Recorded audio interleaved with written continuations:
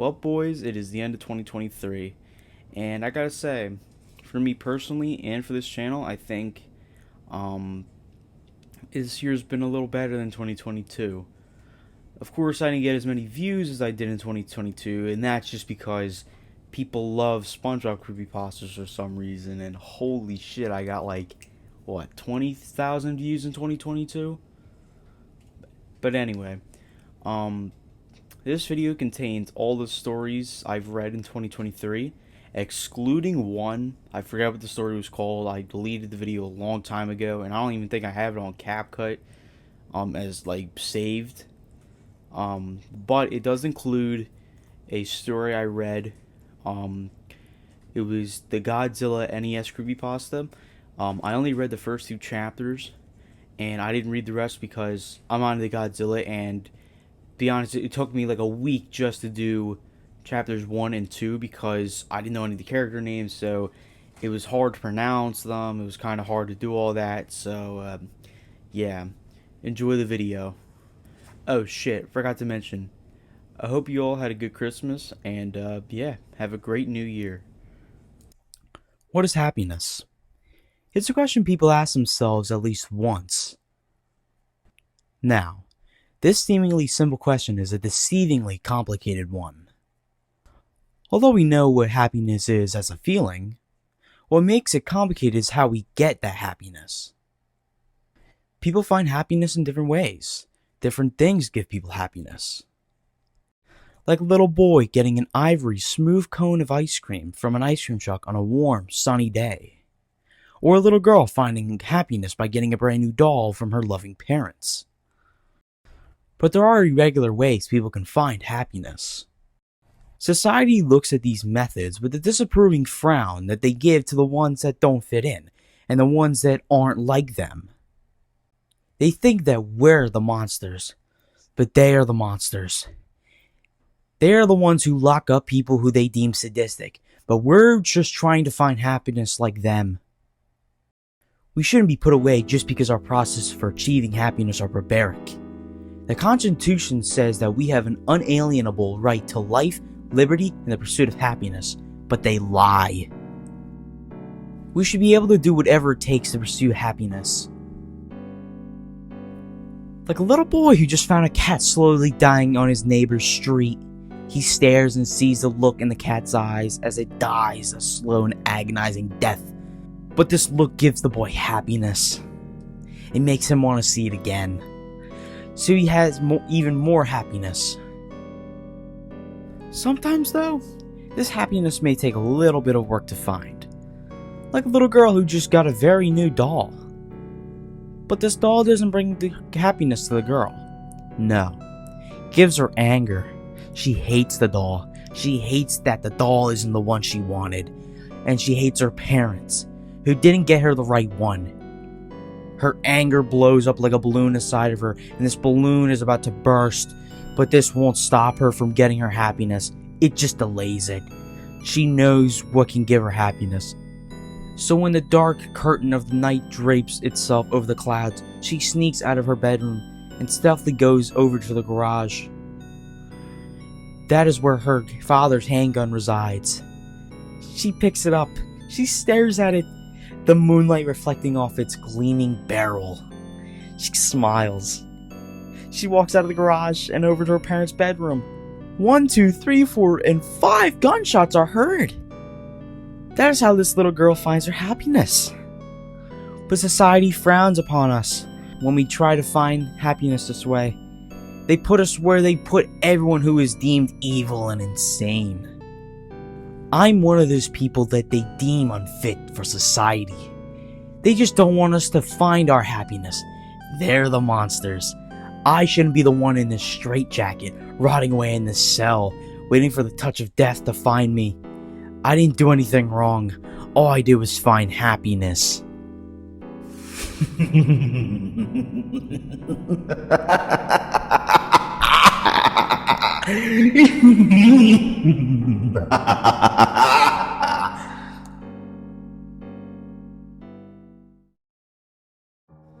The 13 Tom and Jerry shorts made by the Czechoslovakian director Gene Deitch are infamous for their poor quality and rather disturbing nature, featuring badly done sound effects and animation and having a more realistic feel to the violence. Some have speculated that Deitch didn't like the concept behind Tom and Jerry and was speculated into making them, and wanted to make the people who watched his take on it feel bad for liking the concept. What many people don't know is that Deitch was originally signed on to make more than the 13 episodes the public has access to. Desperate to get out of his contract, Deitch made one more Tom and Jerry short that few have ever seen. The short was called Tom's Basement. It opened with Tom in a typical Tom and Jerry house. His owner was the fat, angry guy from other Deitch shorts. Tom's owner seemed even angrier than in his other appearances. The first scene is him stomping on Tom's tail in a very realistic and painful looking way because Tom is sleeping by the basement door. The owner yells at Tom to never go down there. Tom is clearly terrified and runs away to another room. Our view stays in the room by the basement door, and we see Jerry come out of a mouse hole. He looks truly grotesque, far more off-model than in the other Deitch shorts. He gets an evil look on his face and follows Tom into the next room. The next few minutes are fairly formulaic. Jerry repeatedly manages to trick Tom into chasing him to the basement door a few times, but each time the owner catches Tom and he inflicts a painful looking injury on him, which stay with Tom even after the scene ends.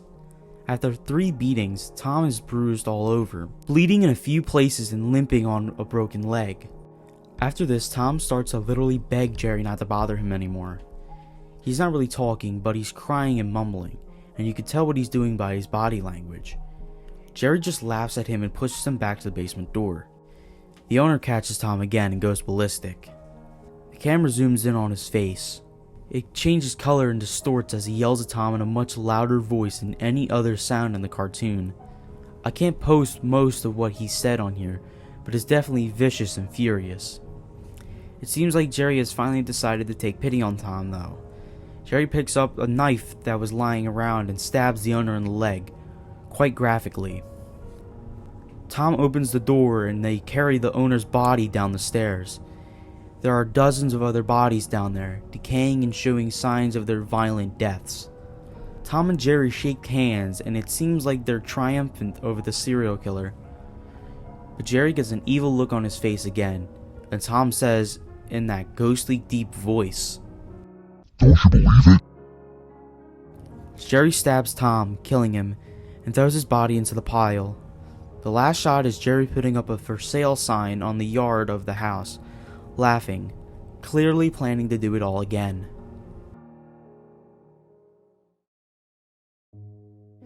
It was approximately 12:15 when I entered the Johnson County Community Health Clinic.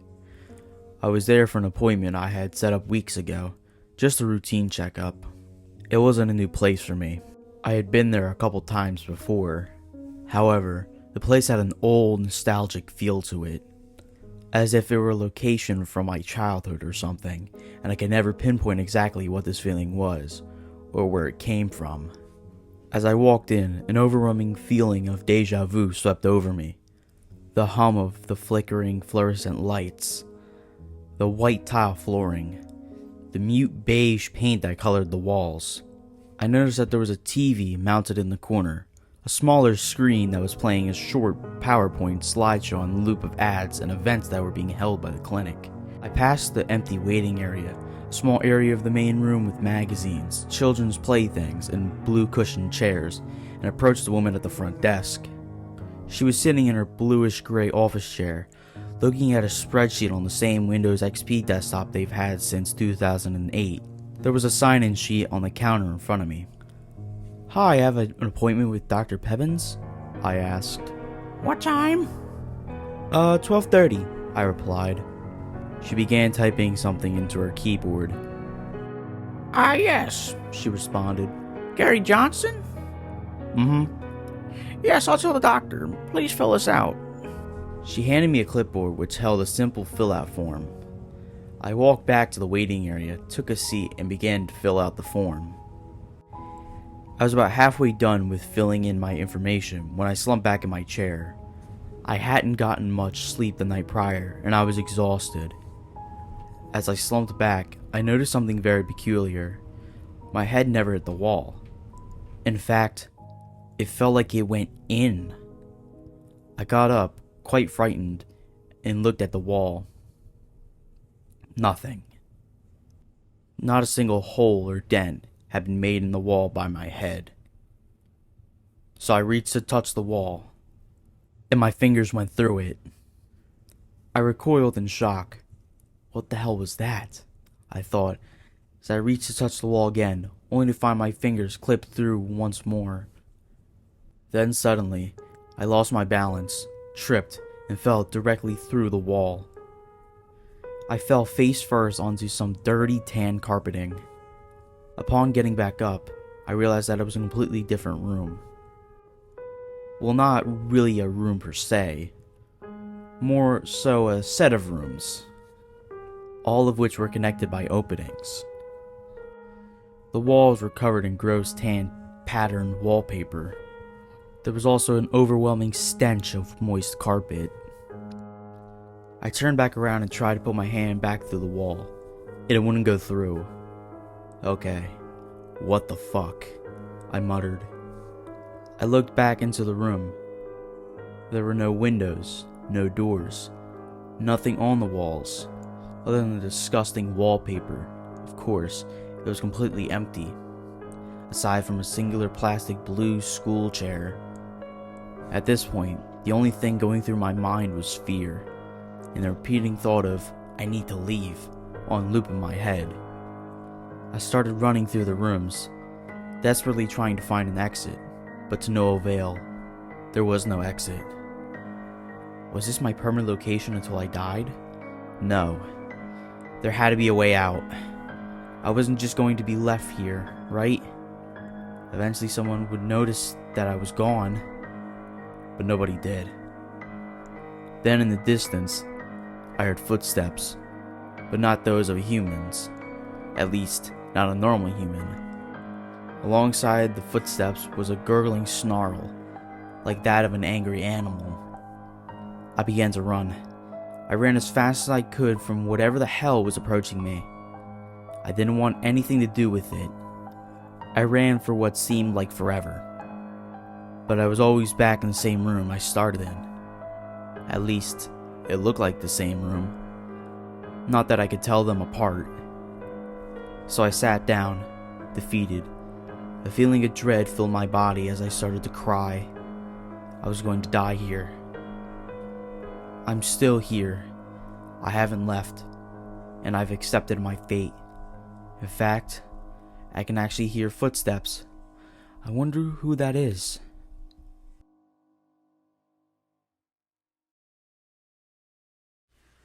I just want to start off by saying if you want an answer at the end, prepare to be disappointed.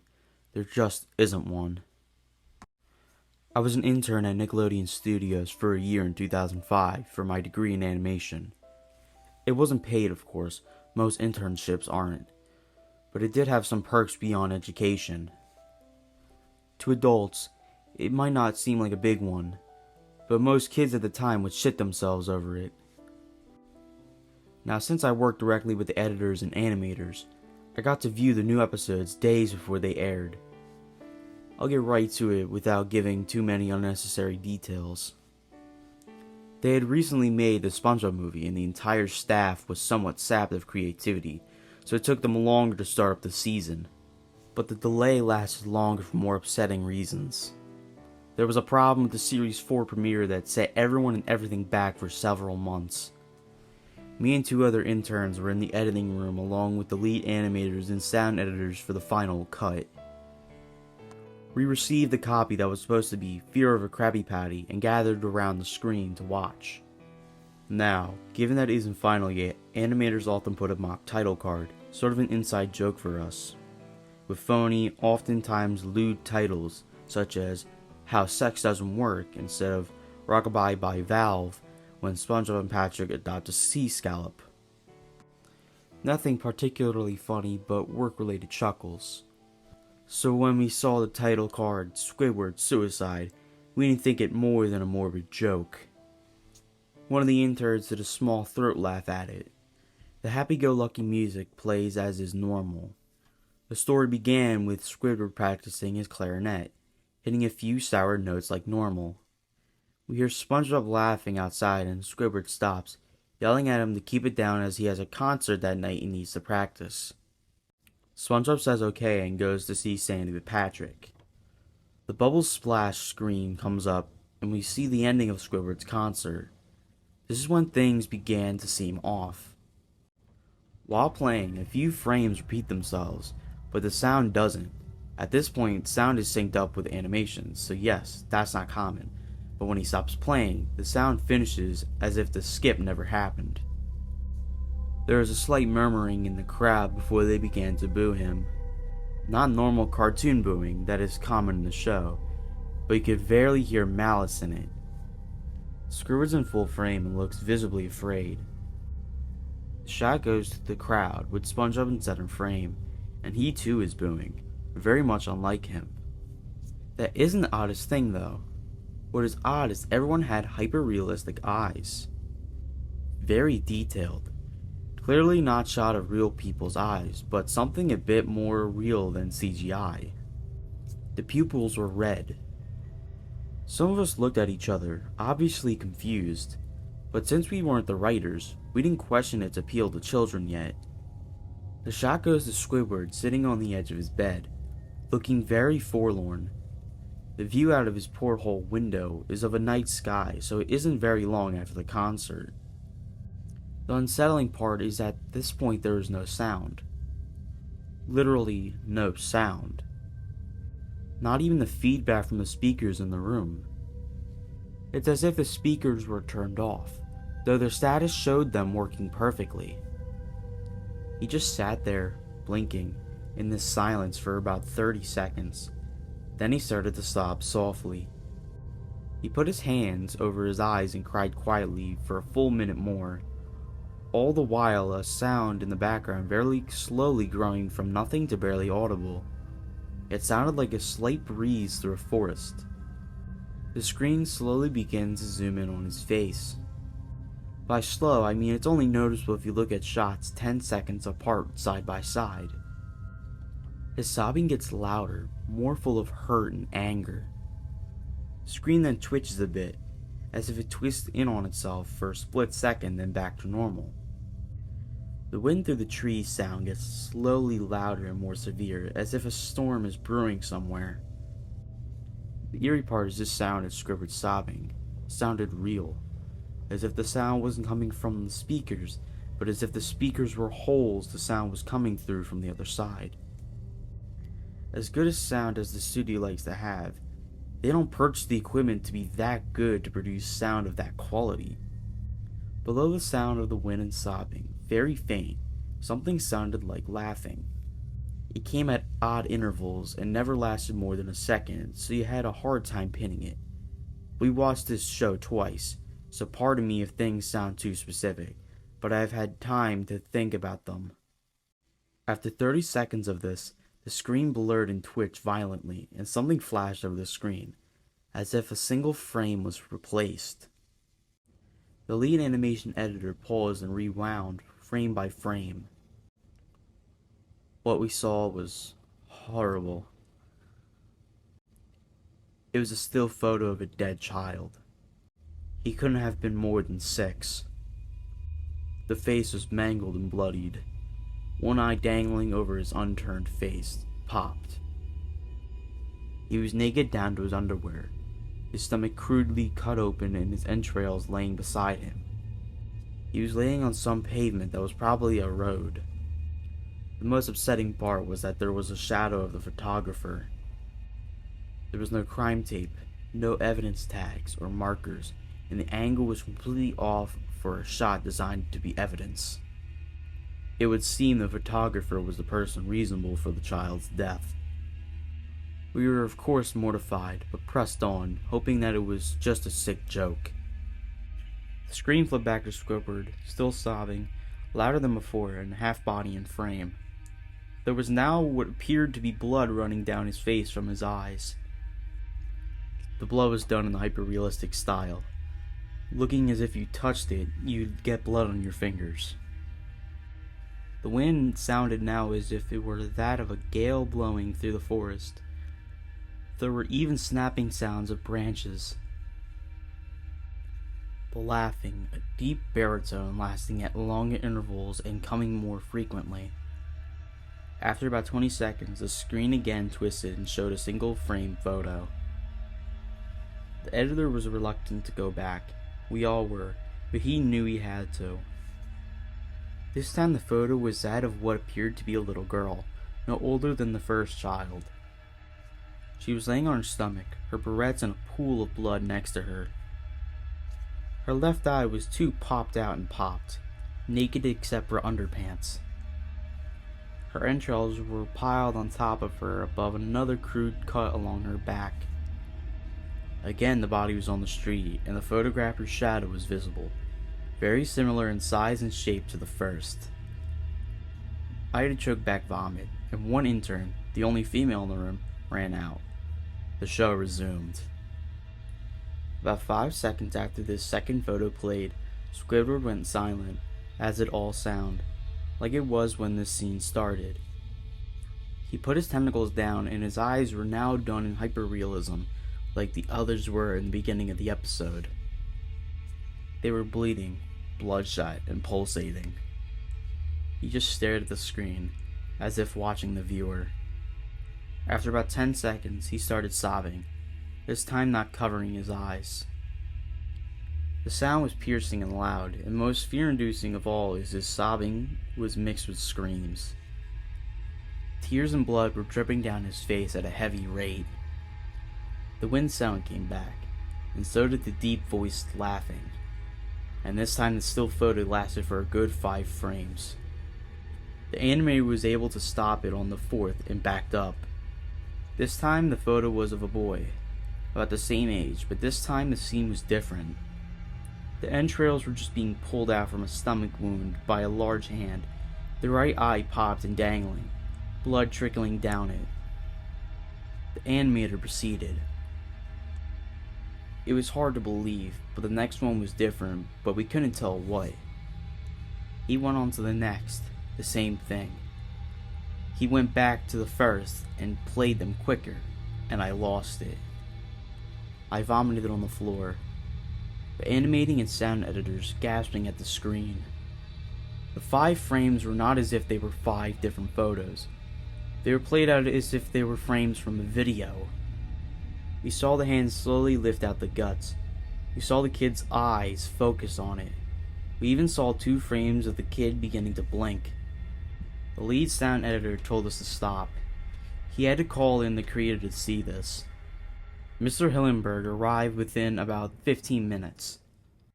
He was confused as to why he was called down there, so the editor just continued the episode. Once a few frames were shown, all screaming, all sound again stopped. Squidward was shown just staring at the viewer, full frame of the face, for about 3 seconds.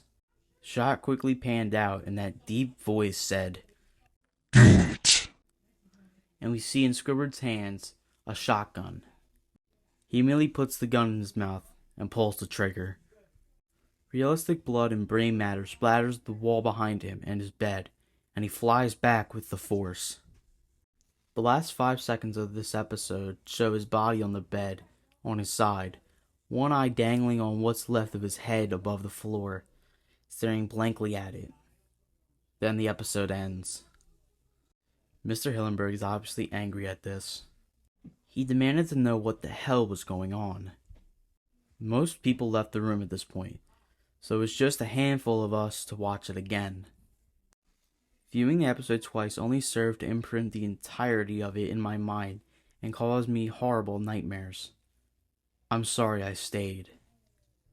The only theory we could think of was the file was edited by someone in the chain from the drawing studio to here. The CTO was called in to analyze when it happened. The analysis of the file did show it was edited over by new material.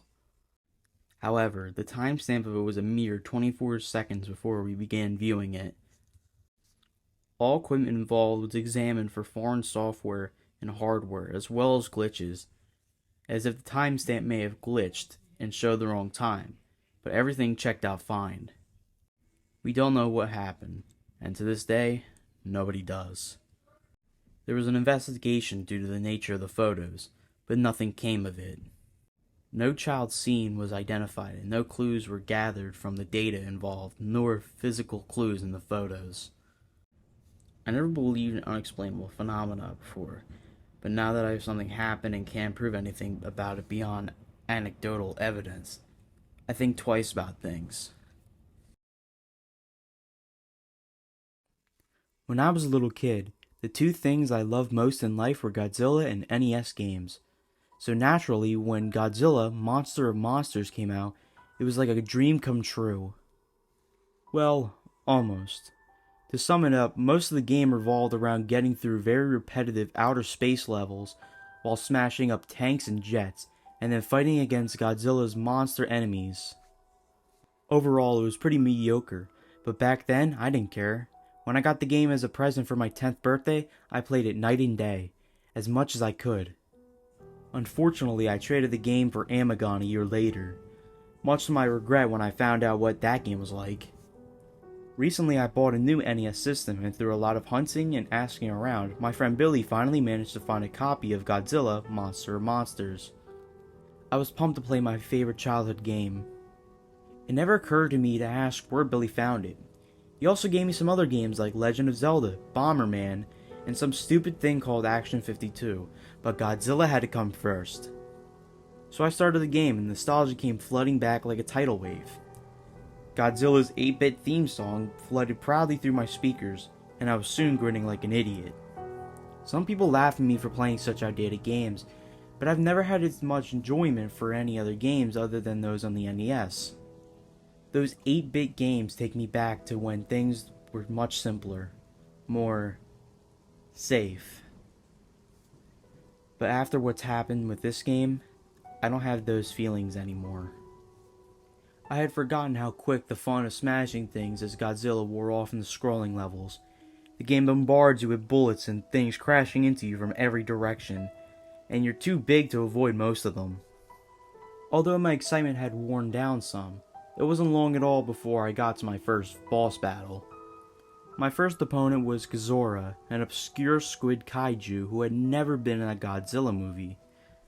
The most annoying thing about fighting Ghidorah is that he always backs you into a corner and starts smacking you with his tentacles, and you're unable to move until he gets off you. This move doesn't do any damage, but it can stall you until the timer runs out and you have to start the fight over, and you regain some health. It's as annoying as it sounds, and of course, he did it when I fought him. Only for some reason this caused the game to glitch up, because once he started smacking me, he never stopped. The timer is supposed to end the fight in about 40 seconds, but this lasted for nearly 5 minutes. After a while, the graphics started to mess up, with little red blocks all over the place. Which was weird, but I just took the game out, blew on it, and then started again. I wasn't about to let a little glitch stand in my way. So I started again and this time defeated Ghidorah and the level's other boss monster, Moguera, without any problems. So then it was on to the next planet, Mars. I browsed around the board and found something unexpected. Where Varan's piece should have been, there was instead a piece representing Titanosaurus. There was only 10 kaiju in the game, and Titanosaurus was not one of them. Or so I thought. Perhaps Titanosaurus was originally intended to be in the game, but was swapped out with Varan for some reason. So I began to feel very excited. Not only was I playing my favorite game, but I was playing a prototype of some sort with a new monster. Needless to say, I ran through the levels as fast as I could to see Titanosaurus in action. Fought Ghidorah again and beat him before he could do his tentacle smack, but this time the glitch started happening when he died. Ghidorah's sprite didn't sink to the bottom, but instead seemed to be devoured by the glitch, and his eyes started randomly spawning all over the screen. I know now these glitches with Ghidorah were my first warning sign that something was very wrong with this game. But foolishly I ignored it and proceeded on to fight Moguera, who this time had a glitch of his own. Moguera was twice the size he should have been, which startled me. He was also considerably harder to beat than usual.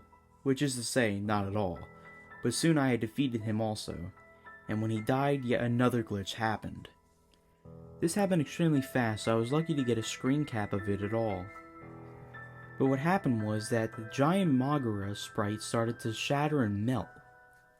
Also, if you look at the garbled text at the right corner of the screen, you'll notice what appears to be a bird in a cage. I still have no idea what that meant. At this point, I was about to fight Titanosaurus, and I was worried as to what kind of glitches would happen this time. But to my surprise, Titanosaurus looked just fine. Although all the game's bipedal monsters were the same height, Titanosaurus was a bit taller, but since Titanosaurus was actually taller than Godzilla in his film debut, I thought this was kinda cool. After a very fun fight with a monster that wasn't supposed to be in the game, I took over the enemy base and proceeded not to Jupiter like normal, but instead to Pathos. Pathos was the same as Jupiter in layout, except the board was dark blue rather than green. The first thing I noticed was that all the usual level icons had been replaced by a blue rock in some kind of orange honeycomb shape. There was one icon that had part of the jungle icon shape, but I didn't pay much thought to it. I checked the other side of the board to see the new monster. Instead of Hedorah, it was Biollante. But that couldn't have been right. Godzilla vs. Biollante didn't come out until 1989, and this game was made in 1988. Perhaps Toho put Biollante in the game to build excitement for the movie next year, but changed their minds. I tried to rationalize the game's abnormalities any way I could, but this would prove to be futile. Pathos' map song was the first new song I heard in the game. Like most of the new songs, it was hard to describe. I'll try. It started out slow and suspenseful, but much slower than any song in the game. But every 12 seconds or so, there would be a loud clashing sound, and the tempo changed. It was like the composer randomly played parts from 5 different songs with the same instruments. I moved Godzilla over to one of the many blue rock icons that had replaced the jungle icons and started the level. The level resembled a blue mountain range with a blood-red planet in the sky. But there was something odd about the mountains. They had a shredded paper look to them. I thought at first maybe the glitch had affected it, but it looked far too intentional. I quickly noticed something else about this new level. There were no enemies. At all. Not even any obstacles. I should also mention that this is where the point meter started to become glitch beyond comprehension, but it didn't bother me much. I never keep up with game points. So without having to focus on anything, I listened to the music while walking through the level unopposed. The music had a sorrow feel to it. It would have been rather pleasant had I heard it in a normal game. The level went on for 3 screens, but with no obstacles around, I finished it very quickly. I tried other levels of the same type to see if any enemies appeared, but there were none. There was little else to be seen in the Blue Mountains, so I tried the other level type. I started one of the orange levels, and my eyes were assaulted with a grotesque background of tumorous orange eyes. The sky was the same as the ground, so I assumed the game was indicating that this level takes place in a cave. The only enemies here were Metango spawn, but as you could see, the little bastards were everywhere. The music certainly didn't help, with a mixture of screeching sounds and loud drum beats that sounded like a monster's theme in a horror film. After completing it, I tried to avoid playing through any more of these levels whenever I could. The map was short, so it was only a few minutes before I was headed towards a rematch with Gazora and Magura. But this time, their sprites and attack patterns were vastly different. I fought Magura first. Magura's replacement was a flying machine with a slight resemblance to a Pascagoula alien. It was a bit like fighting Mothra, only it moved with a lot more grace. It attacked by spinning its front tentacle like a corkscrew, and it still had an eye beam, except now it fired from the drill. This lanky aberration had replaced Gazora, and the new beast was more of a challenge. It would run and jump at fast pace, constantly swinging its arms around, making it hard to get close. And of course it tried to pin me in the corner with as much annoying resolve as ever. I defeated it using a combination of tail whips and heat beam spamming. I defeated them. I was going to fight Titanosaurus, but when I started the fight, Titanosaurus was nowhere to be seen, and the game simply went back to the map with the Titanosaurus piece now missing. There was no one left to fight now but Biollante, so I eagerly started the battle. I was quite surprised that Biollante started the fight in her rose form. She was immobile and used tentacles to keep me away from the main body, which took the most damage. As expected, she turned into her final form after taking enough damage. The sprite looked pretty damn good for 8-bit. The battle technique was the same, except now Biollante could move, albeit slower than any other monster. Being hit by the tentacles did more damage now, and Biollante could do an acid spit, which I managed to avoid by jumping in the screen cap. Not much more difficult to beat than Titanosaurus, it only took 2 rounds. But when Biollante was gone, the music had stopped, and there was a new icon replacing the bass. This icon wasn't there before I beat Biollante. It resembled a red tribal mask, and I had a feeling of dread when I saw it. But since it replaced the bass, it must be the only way to exit Pathos. I moved Godzilla to the square and started the level. It was a hellish looking place with no sky and a flickering fire in the background. The fire looked far more advanced than anything I've seen on the NES. There was music in the form of a slow, steady drum sound resembling a heartbeat. All the text on the top of the screen and a life bar were gone. In their place was a single bit of text in the middle of the screen that said, "Run." My feeling of dread had intensified. I cautiously walked through the level, but like the Blue Mountains, there were no enemies. I paced around for a minute before thinking, run? From what? The first time it hit me, I didn't even see it. I heard a noise outside my room and turned back to see if something fell, and when I looked back, Godzilla was dying. I figured it must have just been a glitch, but I wasn't going to play through the game without Godzilla, so I restarted the game and went to the password screen. Have I ever mentioned how creepy the password screen music is? If you've played the game, you know what I mean. It doesn't at all fit the mood of the game. It's more like something from a horror game. Maybe they made it like that so kids wouldn't cheat. I was quite annoyed at this point, because I thought I was going to have to fight all the monsters again. But that didn't happen. The game started me off right where I was before I started the red face level, so I tried again, making sure to pay attention this time.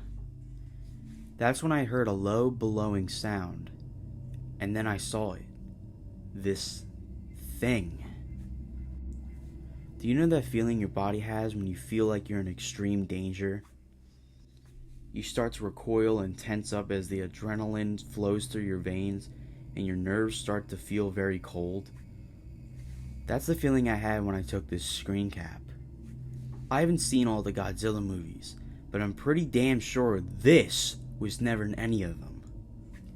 It had to be something the creators made up. But what kind of sick fuck would put this in a children's game? By sheer dumb luck, or perhaps the adrenaline boost, I managed to run fast enough to get away from it. It ran very fast, so much so that if you saw it, you were almost certainly going to die. And when I say die, I mean your monster gets killed instantly if the creature touches them.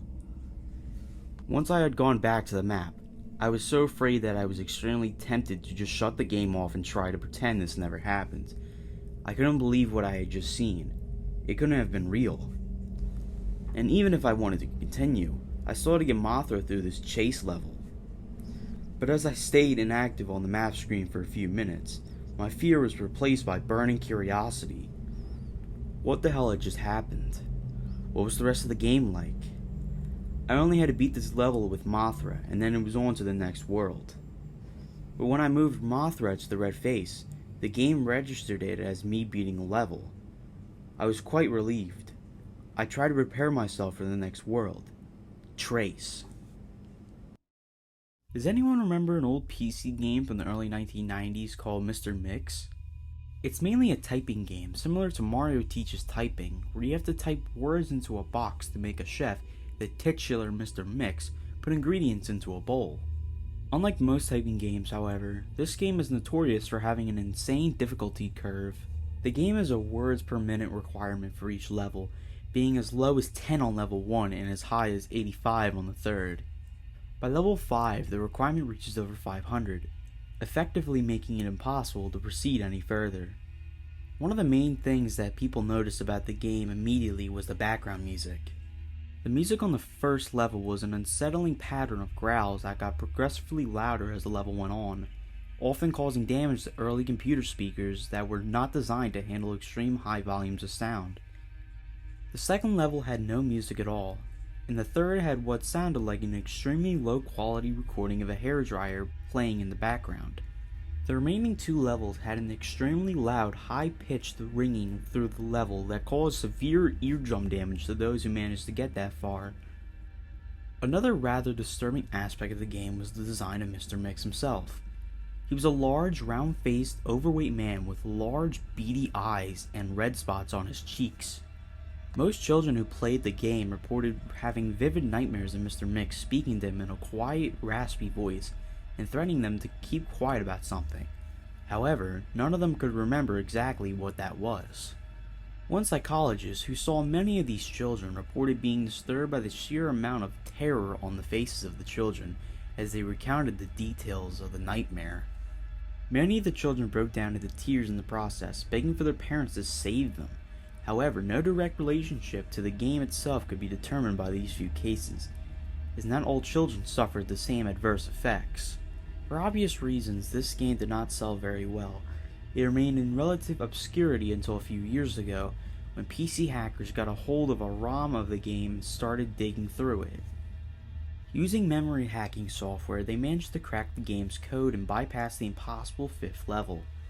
What they found, however, was extremely disturbing and caused many of them to quit the expedition altogether. According to the reports these hackers left behind, the game behaves very strangely if the 5th level is bypassed.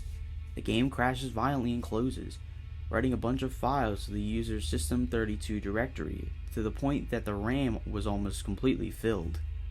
These files were reportedly pictures of people with horribly deformed faces, appearing to scream in pain and agony with their eyes appearing to be bleeding from their tear ducts and their outer layer of skin torn clean off in multiple places. If the user attempts to delete these files, the computer will violently crash and blue screen, causing permanent irreparable damage to the user's hard drive. The hackers found that this was caused by a lone byte in the game's ROM that triggered when the 5th level was completed. After removing this byte, they were able to proceed to the 6th and final level. Unfortunately, all the original hackers declined to discuss what they saw in the final level. All of them became extremely paranoid and reclusive, refusing to talk about anything related to the game and showing astonishing extreme symptoms of post-traumatic stress disorder. Most of them ceased to be able to form coherent sentences within a week, and within a month, all of them went missing. All remaining copies of the game were destroyed. To this day, no one knows what was in that game that caused them so much psychological damage. Maybe it's better that way. 2 years after this incident, a man was arrested after trying to kidnap an 8-year-old girl from a grocery store. Through DNA and fingerprint analysis, the man was identified as one of the original hackers who viewed the final level of the game. He was wearing a white chef's hat and had a look of unspeakable malice and insanity on his face. When interrogated, the man would only say one thing: "I'm Mr. Mix." Shh.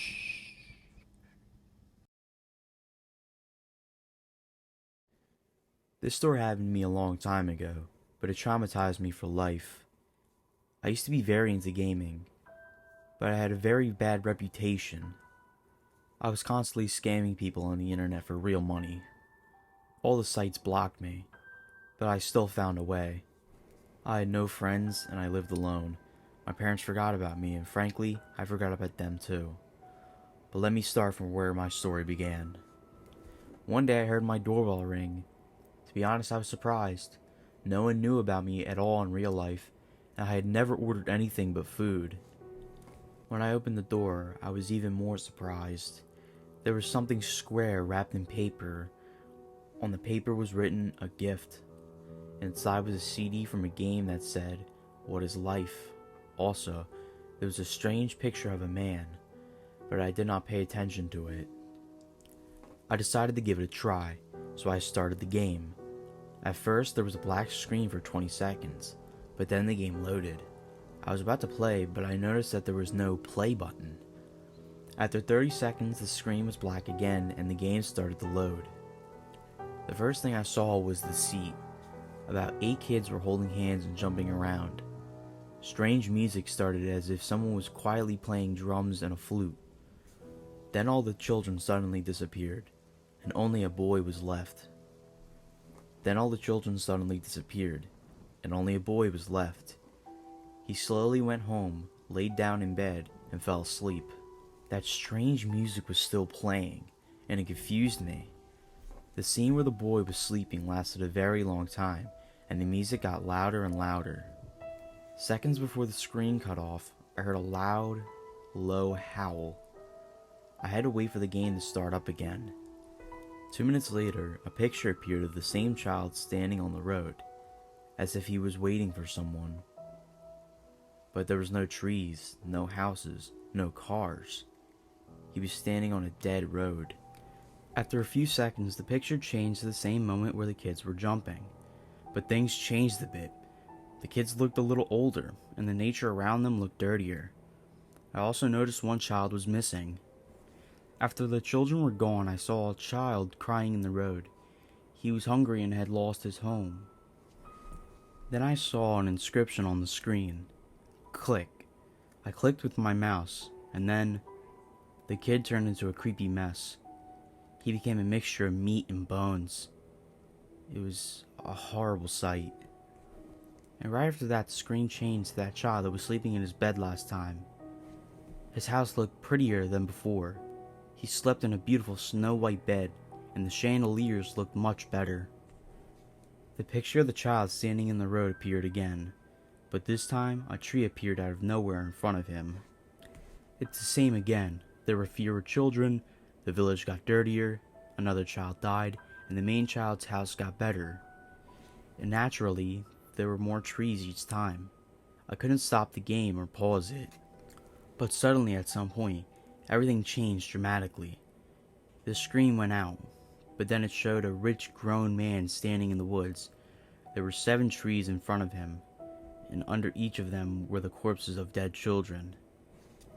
Then the screen started to glitch very badly. I saw that those trees were stretching their branches and reaching for the man. They pierced his chest, and the screen abruptly changed to the face of one of the trees. On the screen appeared the inscription, "You will burn for your sins." The screen went out for a minute. After a pause, I saw the police arresting the man. In the background, I could hear thunder and deep wailing. 30 seconds later, I saw a group of police officers hanging him from those very creepy trees. The screen froze for a moment, and suddenly the image of a man appeared. And just like that, it said the following inscription: "Life is when you're born happy, live happily, and die happy. Don't you know who that man is?"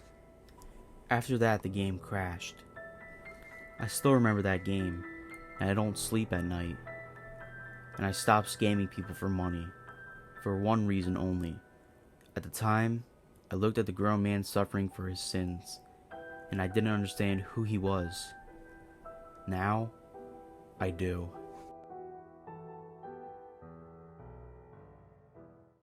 I'm sure many of you have been to a newly remodeled McDonald's, possibly one with the McCafe, but have you ever looked up why they started remodeling the restaurants in the first place? The first McCafe in the States popped up in Chicago back in May of 2001. This was just the beginning. Now over the last 5 years, McDonald's has taken to remodeling every single restaurant in America. Most of you might even be asking yourself how long it's been since you last stepped foot in an old McDonald's. Ask anyone who's done some market research and you'll hear something strange. McDonald's loses money on the process. It's a fact. The new furniture isn't pulling new customers, and the McCafe can't sell coffee that cheap and turn a profit. Look at Starbucks prices. and you'll see what I mean. Stakeholders say they wanted a more adult vibe for the restaurant, a classier look for a classier America. Wrong answer. Google it right now. What's McDonald's target age group? It's children and teens. It always has been. So then why did they start all these remodels? Why would one of the largest corporations in America spend over $1 billion on a terrible marketing strategy? That's where things get interesting. Let's start with the play places. If you can remember, almost no two play places at McDonald's were identical. Some of them are really fun. I know I had a few favorites. Well, some of them were also really dangerous. The first gem I could find was a carousel play place in Lancaster, Pennsylvania, back in the 1980s that got shut down mere months after opening. Little information was given about why they closed. The lot has been vacant ever since. If you find the right connections in Lancaster, though, you just might be able to read an article that didn't make it to print. Children would play on the merry-go-round in ways they weren't supposed to. You see, they're kids, so of course they would. But one day a few kids managed to crawl underneath the thing, but then they never made it back out. The whole incident was so heavily guarded by McDonald's PR, you'd be troubled to find a single person that was even there that whole afternoon. The only witness anyone could find had this to say.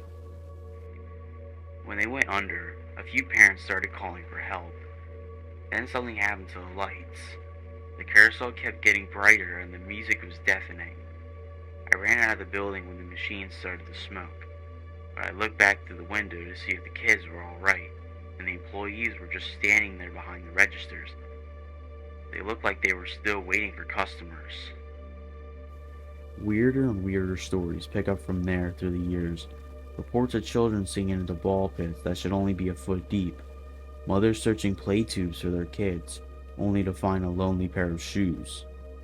But the play places held a mere fraction of the incidents. Back in 1996, in Knoxville, Tennessee, there was a businessman of his 40s who went to a McDonald's restroom and remained there for 7 hours. Patrons noted that he refused to leave the furthest back stall. The police were finally called and they managed to break down the door. He was restrained by paramedics as he wouldn't willingly leave the restroom. As they pulled him out of the stall, he began screaming bloody murder.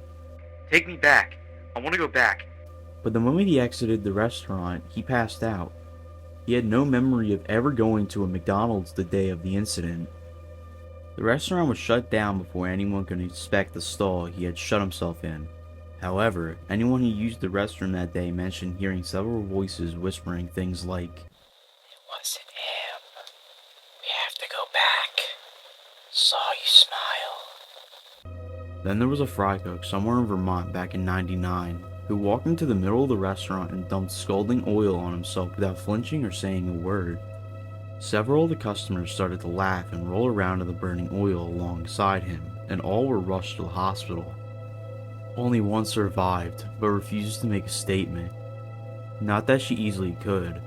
Her throat melted all the way through and had to be completely restructured. The manager claimed he didn't remember ever hiring the fry cook and that he wasn't in any official paperwork. His name tag didn't even have a name, just 4 hashtags written on it. Once again, the McDonald's was closed without a trace. Most of the stories sounded like urban legends to me, but it never failed. Wherever I found a story, a McDonald's had been shut down in its wake. Near the late 2000s, the number of cover-ups had become so frequent that McDonald's decided to shut all of them down and rebuild. Every single one. But of course, they missed a few. I needed to see one for myself. I remember going in the old McDonald's as a kid, but that was before the frequency of the incidents. That was when it was still safe. There was a small town on the way to my parents' house just off the highway. Orozco was its name, maybe 100 residents, completely untouched by the outside world, practically forgotten. It was pointless to stop there for any normal reason because there wasn't a gas station or a rest stop, not even a sign to let you know you were close. Let's just say I had to sneak my way around some very old building permits to discover they had one of the few McDonald's, aside from some treasured landmarks, that has yet to go through a remodel since the 1970s. How lucky is that? I was surprised they even had a fast food place, yet they didn't have a market or post office. I planned a trip to my parents' place for the weekend, with a stop at Orozco on the way. It was already dark outside since it was the dead of winter and I didn't get off work till 5. I was cold and grumpy about driving at night, but mostly determined. I don't think I would have ever found the place before phone GPS. The turnoff from the highway was just a dirt road with no landmarks or anything. As I pulled into the town, none of the houses had lights on. Most of the streetlights were out as well, as though nobody had remembered to change the bulbs in years. This place really was untouched. I'd be surprised if most of the residents hadn't moved out or simply died off. It definitely had the makings of a ghost town anyway. I was about to lose hope when I finally saw it. The nauseous yellow light of those golden arches illuminating a vacant parking lot in the distance. It buzzed and flickered like a fly zap running out of batteries. The sign below said, "Eat new eggs McUffin. We like to saw you smile," which I assumed was just a lazy teen's handiwork. I pulled into the lot and carelessly parked my car in the center. There was nobody else there anyway. When I stepped out of my car, I felt a squish under my foot. There was a burger covered in mold with rancid liquid oozing out. The smell was absolutely vomit-worthy. I jumped out to scrape the contents of the burger from my shoe when I noticed the whole parking lot was covered in trash. There was half-eaten boxes of fries and sun-baked children's toys spilling out of old greased-up McDonald's bags. Everything was mixed in with the dirt and snow like it had been there for months, possibly years. I hurried across the lot to avoid retching all over the asphalt. As I approached the door, I noticed the windows were caked in dust. Somebody had taped a piece of paper to the door with the word "closed" scribbled across it in red marker. Yet the sign hung from the inside clearly said "open." Cautiously I approached the door and pushed. An artificial bell hummed an old McDonald's tune that fizzled out on the last few notes as the door creaked open. I looked around the fluorescent lit room and saw it was void of life. There was nobody sitting at any of the tables and nobody attending the registers. Somebody had left a tray on one of the tables in the back, but there was no other sign someone had been here. The inside was at least a little cleaner. The toys on display by the counter were of characters I had never heard of, likely from before my time. The whole place was covered in faded coats of yellow and red paint, and all of the tables had that classic McDonald's wood finish. The wood looked completely rotten, but slathered in coats of polish as a sad attempt to keep it looking new. All of it had a sort of green hue, which I contributed to the old lights. The most noticeable element, though, was a terrible burning plastic smell that stung my nose. I went up to the register. I felt like I shouldn't order anything, but I was hoping maybe I could ask someone a few questions. I waited for a good 15 minutes in silence. I shouted, "Hello?" with only a muted echo for a response. I had been to a few McDonald's with bad service in the past, but this was insane. With how dirty the whole place was, I should have expected as much. Just as I was about to turn around and give up, the cash register popped open. It was practically begging me to take a tip for myself. Besides, didn't I deserve a slight reward for wasting my time here? I casually walked over to it and saw at least a dozen 20s stacked high. Looking around to make sure nobody was watching, I reached in to take a few bills, when the thing suddenly snapped closed right on my fingers. The metal dug deep into my flesh, leaving a dark trail of blood down the side of the counter. I yelped in pain. Behind the counter at the other end of the grill was a first aid kit hanging on the wall. The lights were burned out in the kitchen area, but I needed a bandage, pronto. I hopped over the table and made my way to the back. The burning smell was getting stronger as I walked. I noticed the grill was covered in a thick layer of grease, completely unsuitable for cooking. I passed by the frying station and the oil was filled to the top with maggots. I quickened my walk to the first aid, hoping to get patched up and out of there as soon as possible. I was starting to realize that this restaurant definitely wasn't open for business anymore, and I probably shouldn't have entered it in the first place. I opened up the first aid kit and had to swallow some vomit. A cloud of mold burst from it in every direction, followed by the same bubbling black ooze that was on the burger outside. I started coughing and waving my hands in the air to clear the mold dust floating around. The bell I had heard playing a McDonald's tune started up again as I steadied myself. I assumed it was broken like the rest of this dump. I looked back toward the counter and noticed everything seemed farther away. I must have been disoriented from losing blood and that awful smell. I looked down at my hand to see how bad the wound was, and my eyes widened. There was no wound on my hand at all. I rushed back towards the counter in a panic when something under the stove caught my foot and I fell. In the darkness, my eyes started to adjust and I saw the outline of a body.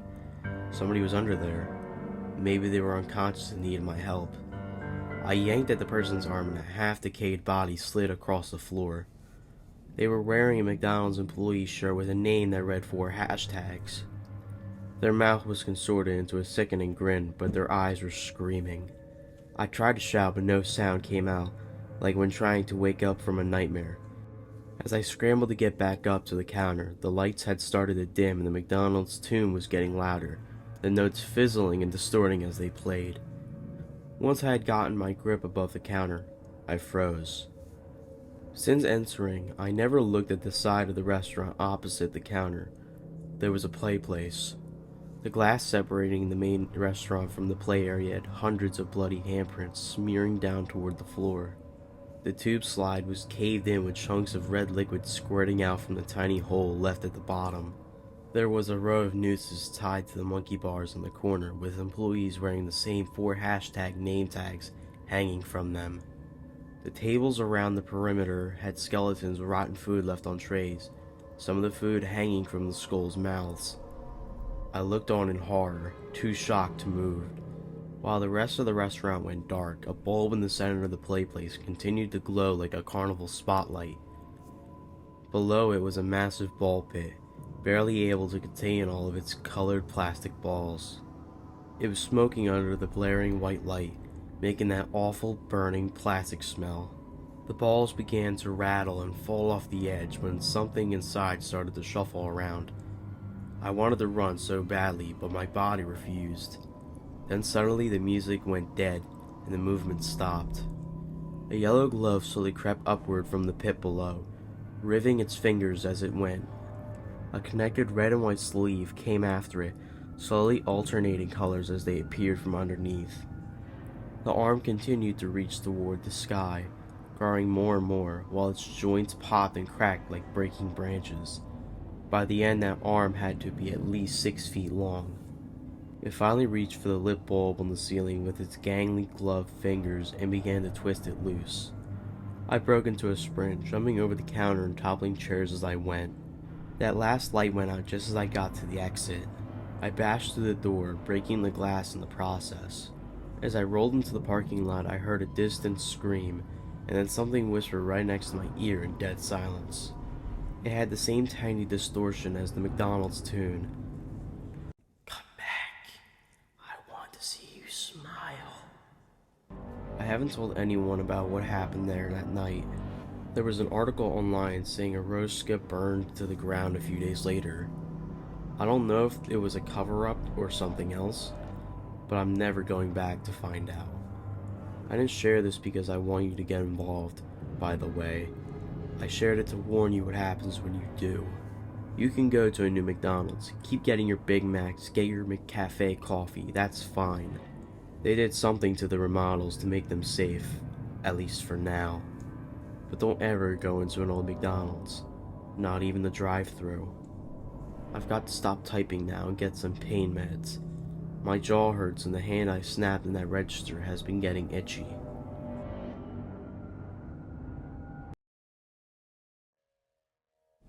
For those of you who don't know, the era of the 1980s wasn't the best time for a kid to grow up in America.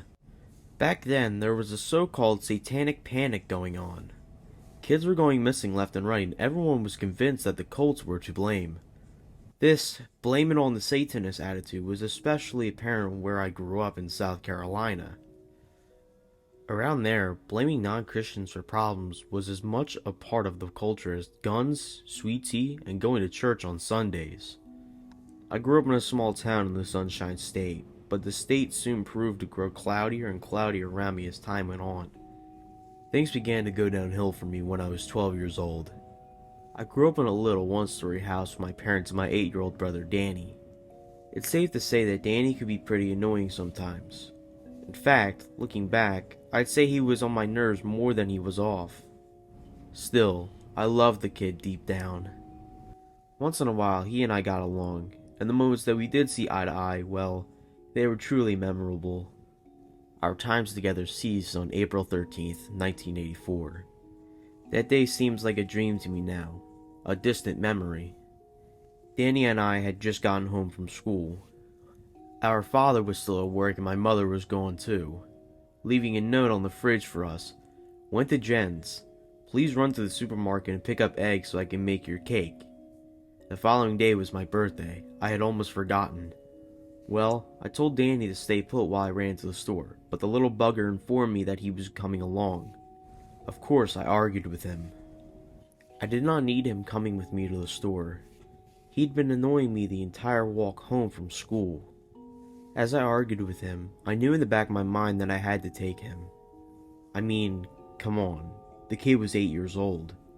I couldn't leave him home alone. My parents would kill me for that. I finally gave in, told him to shut his mouth and keep it shut, and set out the door with him.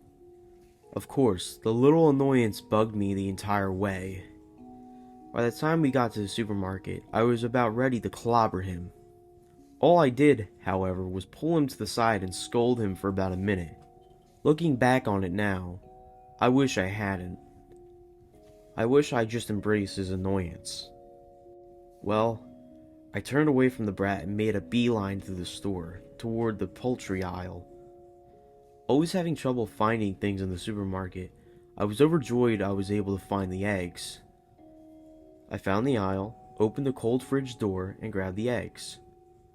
All that was left to do was check out and find Danny. I couldn't believe it. I hadn't even kept track of my little brother after I had scolded him. I frantically searched the store, and after not being able to find him for several minutes, I began to ask customers if they had seen a short, blonde-headed boy.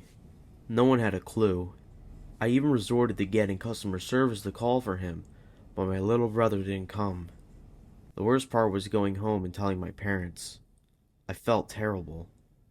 The next day was the worst birthday ever. As you can imagine, I still hate my birthday for this reason. For weeks, the police searched for him. My parents frantically combed the entire town, always stopping to post missing person signs all over the place. I couldn't even think of what could have happened. I was scolded by my parents every night for it. My dad quickly slipped into a depression, taking to alcohol as means of escape. After a month, the search was called off. No one had any idea where Danny was. He had disappeared without any trace. A couple weeks after the search was called off, the police called in my parents, showing them a photograph they had found in the parking lot of an abandoned store. The case remains open to this day.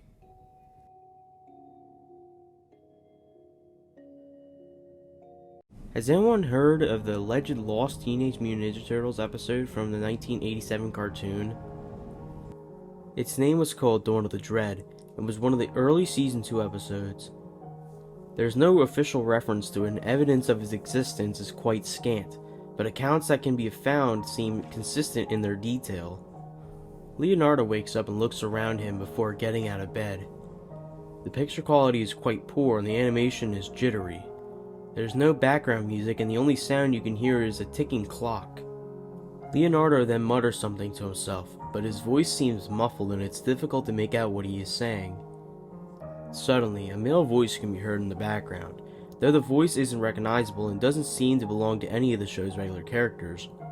Are you up yet? Is all it says. It is difficult to tell if Leonardo responds to this strange voice or not, but he leaves his room and heads to the living area of the lair.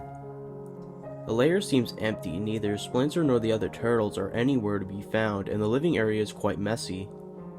He finds a pizza box on the kitchen table, but upon opening it finds a very old and moldy pizza with hundreds of insect carcasses on it. At this point, Leonardo decides to leave the lair and goes looking for his coat.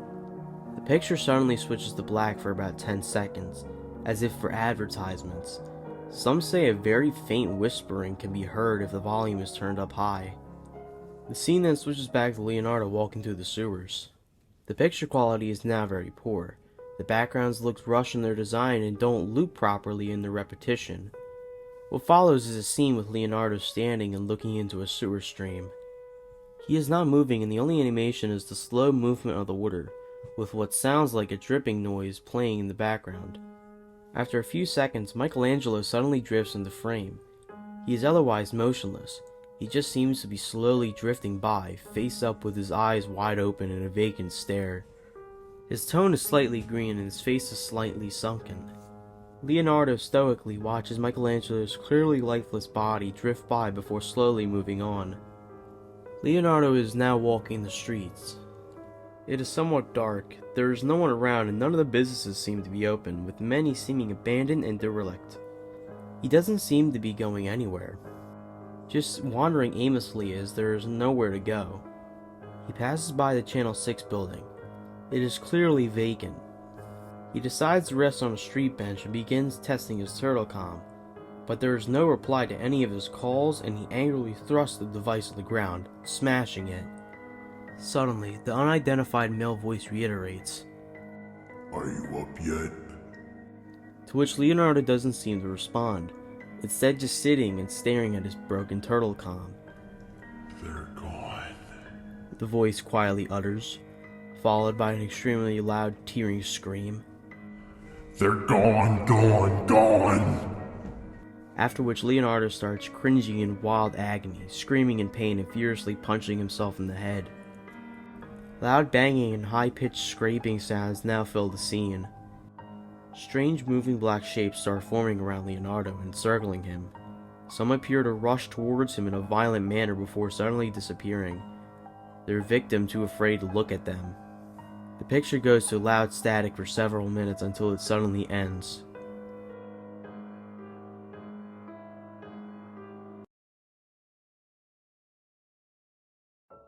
It was Christmas Eve, and an 11-year-old French girl named Juliette was decorating the Christmas tree. Her mother was working as a nurse at the local hospital, and the two of them lived alone in the small apartment in the suburbs of Paris. Late that evening, Juliette's mother called to say that she would not be home until late that night. Juliette continued to decorate the tree with all the lovely things her mother had bought at the shop. She draped some multicolored Christmas lights around the tree and hung beautiful ornaments on the branches. After placing the angel on the top of the tree, she finally finished decorating and sat down to relax and watch TV. Even though she was all alone in the 6th floor apartment, Juliette felt safe as she gazed out across the lights of the Parisian skyline. From her window, she could see the Eiffel Tower and the Champs de Mars. Most of the other tenants in the building had gone home to spend Christmas Eve with their relatives in the countryside. The apartment building was almost deserted. Juliette was growing bored, waiting for her mother to return. Suddenly, she thought she heard a scratching noise at the front door. She turned down the television and listened carefully. There was an eerie silence. Curious, she slowly approached the door and looked through the peephole. To her surprise, she saw a man standing outside, dressed in a red suit with fluffy white trim. He was large and fat with a dirty gray beard and wore a red hat on his head. He knocked at the door loudly. Nervous and concerned, she asked through the door, "Who's there?" "It's Santa Claus," the man replied. "Let me in. I'm cold and I'm tired and I'm hungry." At this, a chill went down Juliette's spine. She was no dummy. She knew that whoever this creepy man was, he wasn't Santa Claus. "My mother isn't home right now," she said, her voice shaking. "Please leave."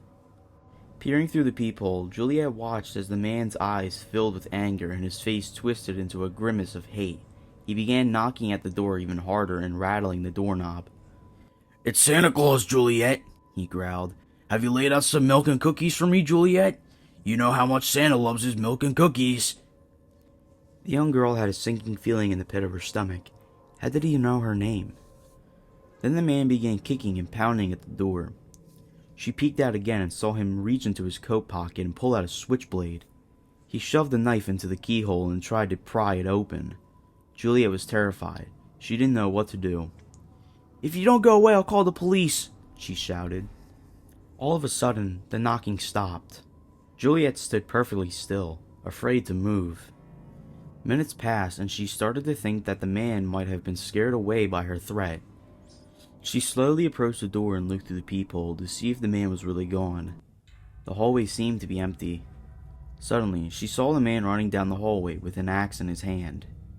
Juliet screamed and ran to the closet in a panic. She crouched down and hid behind the coats as tears of fright rolled down her cheeks. She heard the as the man tried to smash down her front door. There was a mighty crack as the door gave way and the man came crashing through the splintered wood. Laughing to himself, he called out, "Juliet, my pretty. Where are you, Juliet? Don't be afraid. We'll have ourselves some fun tonight. Where are you hiding?" The crazed intruder walked around the house, searching for the frightened girl. Juliet curled up in the closet, trembling with fear.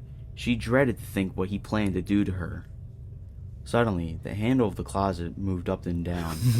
Then, the door began shaking and she heard the man's voice laughing.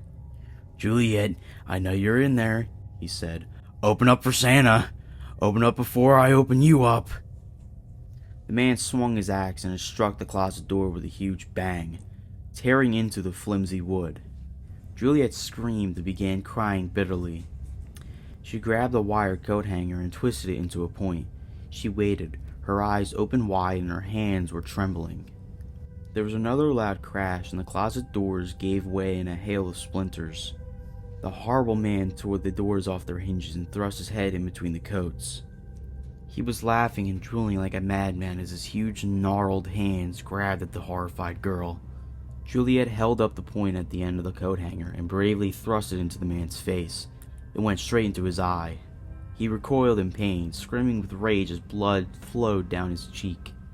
He ripped the wire out of his eye socket and grabbed Juliet by the hair. He then dragged her, kicking and screaming, out of the closet. The man pushed her to the ground and held her tightly by the neck, leaning over her. Blood spilled out of his eye, splattering all over her face. His mouth twisted into a grotesque smile and he whispered in her ear, "Tonight you'll be privileged, my lovely Juliet. I've got a list and I've checked it twice. I'm here to decide if you've been naughty or nice. You can scream and beg for your life, but naughty girls get the axe and nice girls get the knife." It was after midnight when Juliet's mother returned home. She saw the front door hacked to pieces and rushed inside to look for her daughter. Gazing around the carnage, her eyes struggled to take it all in. Then she began screaming in absolute horror. The Christmas tree was decorated with Juliet's entrails and her severed head was perched on the top. So you all know SpongeBob, right? The little yellow sponge who's always laughing, smiling, annoying his neighbor, and just all around being a goofy character with a starfish by the name of Patrick who is his best friend.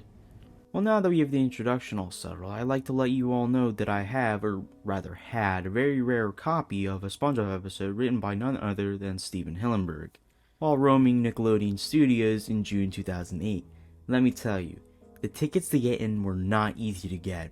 Anyway, I ran into Mr. Hillenburg in one of the main areas of the studio. No, literally, I ran into him. See, I kinda snuck into a high security area and well, I ended up alerting guards and you get the gist. After bumping into him, I apologized.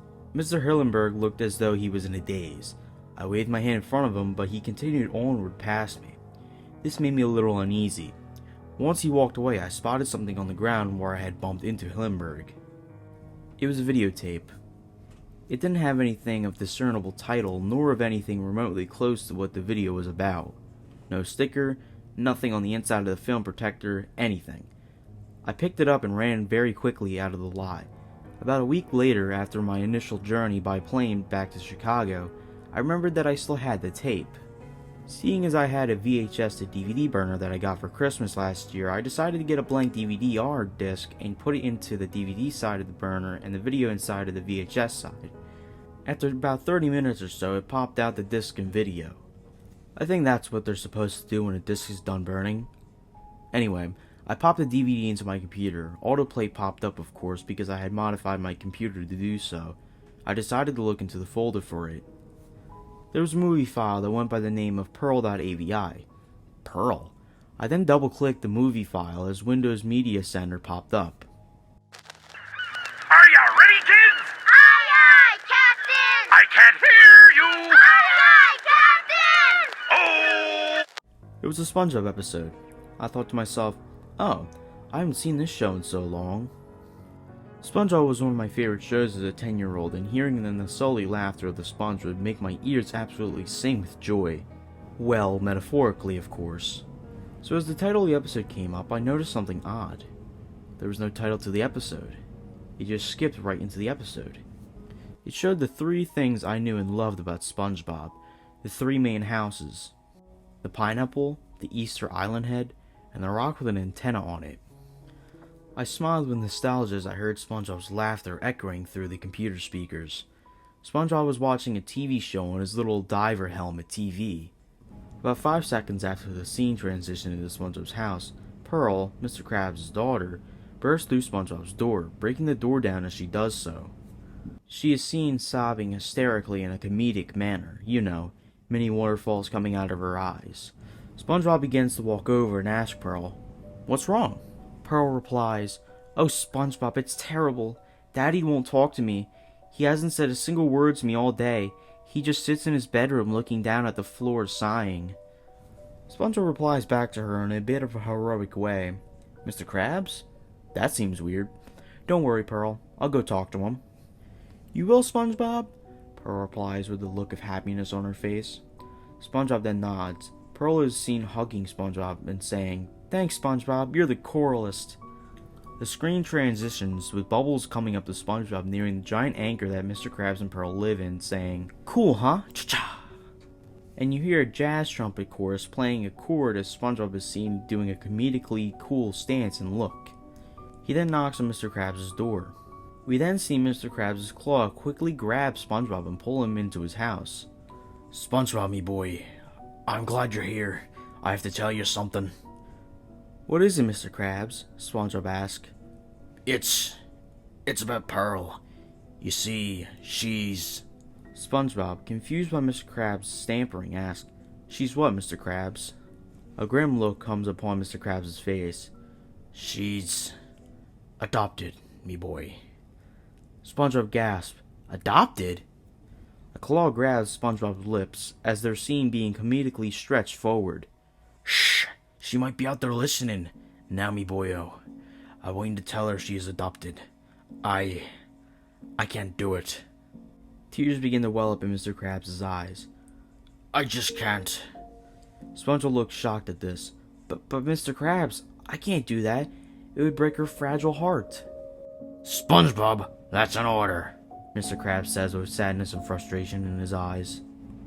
Yes, sir," said SpongeBob while he saluted and began to run out panting. I, at this point, was starting to get a bit uneasy. This wasn't the SpongeBob SquarePants I knew back in the day. This was something else. Something more adult. Now, even though I like more adult stuff, this episode just made me really uneasy. Telling someone they're adopted is not an easy task. Trust me, hard results when it's told to you by means of someone whose parents told you to tell that person. Last time I had to do that, I had to coach someone out of committing suicide. Anyway, back to the episode. The screen transitions again back to SpongeBob's house, where Pearl is seen sniffling as SpongeBob pops his head into the busted doorway. Pearl looks up and immediately is overjoyed to see SpongeBob. "SpongeBob!" she calls out with an excited tone. "Did you find out why Daddy won't talk to me?" SpongeBob says timidly as he clears his throat. Yes, I did." Pearl says in a concerned tone, "What's wrong, SpongeBob?" We hear SpongeBob's thoughts. What do I do? Should I tell her, or should I lie to Mr. Krabs? No, lying wouldn't do a thing.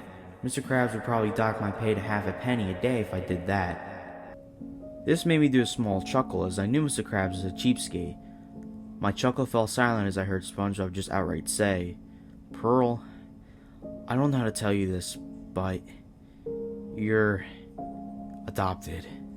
Pearl's eyes opened wide, and both SpongeBob and I cringed. I then heard a laugh coming from the computer speakers. It was Pearl's laugh. "That's a good one, SpongeBob, but really, why won't Daddy talk to me?" "Pearl, it's the truth. Mr. Krabs had me come over here to tell you." "What? No, you're lying." Pearl then slaps SpongeBob and storms out of the house. We then see Pearl walking up to the front door with tears in her eyes, furious as she pushes open the door forcibly. She sees her father and, holding back tears, "Daddy, please tell me that it's not true. Please tell me that SpongeBob is lying." Mr. Krabs begins to tear up and in a shaky voice tells Pearl, "Yes, 'tis true. When you were a baby and while I was out scrounging around with me metal detector near the outskirts of Bikini Bottom, looking for loose chains, I stumbled upon you and your mother, or what was left of her after the scallops got to her." It then transitions to a flashback sequence which to this day makes me cringe. It showed Pearl's mother's eyes gouged out with one hanging, her tongue out and somewhat chewed off, her fins only bone, her ribcage skin ripped off revealing decaying muscle, and her throat had a hole in it showing the larynx, windpipe, and esophagus. I turned away at this point, still listening. "I found your mother laying there, morbidly decayed, when I heard a crying coming from nearby. The crying was you. It looked like you had just came out of your mother. I scooped you up, took you home, and cleaned you up. I kept you around for a good 16 years. I thought it'd be better to tell you now when you're old enough to understand." I started crying at this precise point. This became too adult, too real for the happy little show I used to know and love. I wanted to click the X in the top right corner, but I just couldn't turn away. Pearl ran out crying, not the comedic tears either. These looked realistic, almost human. "SpongeBob, me boy, go after her. These tiny legs won't catch up to her. Please, boyo." SpongeBob nodded and began to run after Pearl, calling her name. Pearl began to run faster, and SpongeBob began to struggle keeping up with her. Pearl stopped at the top of a high coral cliff, turned around and told SpongeBob, "Stop." She put a fin out. "Do you know what it's like to not know your mother? To be with some creepy crustacean all your life, thinking he's your dad even though you two look completely different? I mean, how can a crab have a sperm whale for a child?" Pearl's voice was getting very shaky. She was ready to start sobbing uncontrollably. "I don't think you do. To be lied to all your life, to not know your true family. I don't want to be lied to anymore." Pearl then began to proceed to fall backwards into the seemingly endless chasm. SpongeBob yelled out, "Wait, Pearl!" He ran down the cliff slope where he had just ran after Pearl. He ran as fast as he could, but couldn't get down to the bottom before he heard a loud, disgusting crack. I even cringed at the sound. It sounded like a bone snapping in two. As SpongeBob approaches Pearl, she's seen face up with her head violently pushed to the side. Her neck had snapped right in two. Her eyes were a gray blue now and were about as soulless as any person who had succumbed to death. SpongeBob walked up to her silently, his shoes no longer making that funny squeaking sound. He dropped to his knees realistically next to her corpse and began to sob humanely and uncontrollably. He hugged the corpse, looked up to the sky, and began saying, "Why, Neptune? Why? She was too young. Why?" This caused me to sob right along with the sponge. The episode then cut to black and was finished. I couldn't believe it. Why would Hillenburg make such a demented and depressing episode? I went to bed after this. The next day after coming home from work, I planned to extract the episode onto my hard drive and put it on YouTube in 2 parts. It was a 15-minute episode, of course. When I got home, I saw everything was a mess.